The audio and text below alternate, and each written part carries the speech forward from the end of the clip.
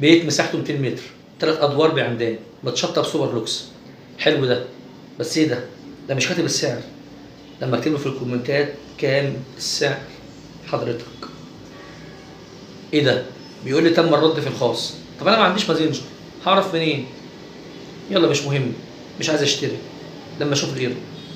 عرض ثلاجه وغساله وبوتاجاز ومكنسه. حلو ده، برضه مش كاتب السعر. ده ايه الخنقه دي بقى؟ لما اكتب له في الكومنتات كام السعر حضرتك، ايه ده؟ برضه بيقول لي تم الرد في الخاص. طب انا واحده ست ومش عايز ادخل اكلم رجاله في الخاص. بلاش، مش عايز اشتري، اشوف غيره. عربية استعمال خفيف فابريكا بالكامل بسعر لقطة. حلوة دي. ايه ده برضه؟ ده مش كاتبين السعر. ده ايه الخنقة والعذاب ده؟ طبعا هكتبه في الكومنتات كام السعر، هيقولوا تم الرد في الخاص. طب انا بقى مش كاتب في الكومنتات حاجة ولا عايز اعرف سعر حاجة، وانا مش هشتري حاجة من على النت مش مكتوب جنبها السعر تاني. خنقتونا. هو انا ليه اجي لك خاص علشان تقول لي على السعر؟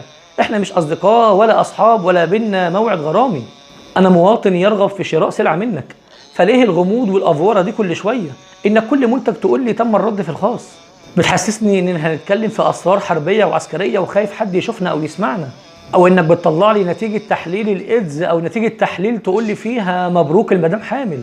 فليه ما تكتبش السعر قدام عباد ربنا وتريح نفسك وتريحنا معاك؟ فعايز اعرف فين الفكره التسويقيه في الموضوع ده؟ هل بتبيع لكل زبون بسعر معين على حسب صوره بروفايله مثلا، او بتبيع بمكيالين؟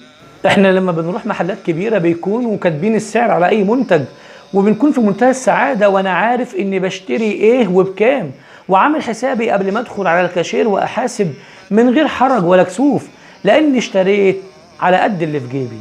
فعمر ما دخلت لمحل مثلا وسالته على سعر سلعه او منتج وقال لي تعالى ندخل المخزن اقول لك السعر بعيد عن الناس. فممكن بعد اذن الشركات او اي حد بيعمل اعلان بيع منتج انه يعرض السعر على المنتج، لانه مش سر حربي انك تفضل تعذب في الناس وتقول لهم تم الرد في الخاص. وكمان في ناس ما عندهاش ماسنجر عشان تقدر تتواصل معاك، او في ناس مش عاوزه حد يعرف الاكونت بتاعها، او ممكن تكون واحده ست مش حابه تعرفك انها ست. فانت كده مش بتنفع الناس، بالعكس انت كده بتضر، لان من حسن وجمال الدين التوضيح وعدم الغموض وعرض السلعه على الملأ وامام الناس.